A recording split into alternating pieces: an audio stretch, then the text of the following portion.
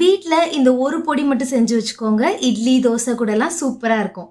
கிட்ஸ்லேருந்து பெரியவங்க வரைக்கும் எல்லாரோட ஃபேவரேட் ஆகிடும். எங்கள் வீட்டு ஸ்டைலில் இட்லி பொடி எப்படி செய்யுதுன்னு பார்க்கலாமா? ஒரு பேனில் 1/2 கப்பு எள்ளு சேர்த்து நல்லா படபடன்னு பொரிஞ்சோன்னே எடுத்து வச்சுக்கோங்க. அதே பேனில் 1 டேபிள் ஸ்பூன் பெருங்காயம் சேர்த்து ஒரு 5 செகண்ட் ரோஸ்ட் பண்ணிவிட்டு எள்ளு கூடவே எடுத்து வச்சுக்கலாம். 1/2 டீஸ்பூன் எண்ணெய் சேர்த்து சூடானதும் 1 கப்பு உளுந்தம்பருப்பு சேர்த்து மீடியம் ஃப்ளேமில் நல்லா செவக்க வறுத்து எடுத்து வச்சுக்கலாம். அதே பேனில் 1/2 டீஸ்பூன் எண்ணெய், 1 கப்பு கடலைப்பருப்பை செவக்க வறுத்து எடுத்துக்கலாம். கடைசியாக 1/2 டீஸ்பூன் எண்ணெய், காரத்துக்கு தக்க காஞ்ச மிளகாய் சேர்த்துக்கலாம். நான் 35லேருந்து 40 மிளகாய் சேர்த்துருக்கேன். கூடவே 1 டேபிள் ஸ்பூன் உப்பு சேர்த்து மிளகாய் செவக்க வறுத்துக்கோங்க. இப்போ ஒரு மிக்ஸி ஜாரில் நம்ம வறுத்து வச்சுருக்க எல்லாம் சேர்த்து பல்ஸ் மோடில் கொரப்பாக அரைச்சி எடுத்து வச்சுக்கலாம். அதே மிக்ஸி ஜாரில் உப்பு மிளகாய் போட்டு கொரப்பாக அரைச்சிட்டு கூடவே வறுத்து வச்சுருக்க பருப்பு சேர்த்து கொரப்பாக அரைச்சிக்கலாம்.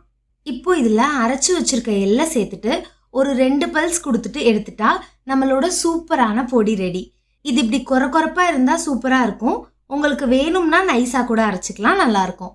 அவ்வளோதான். அப்புறம் என்னங்க, சுட சுட இட்லி, தோசை மேலெல்லாம் போட்டு சாப்பிட்டு என்ஜாய் பண்ணுங்க.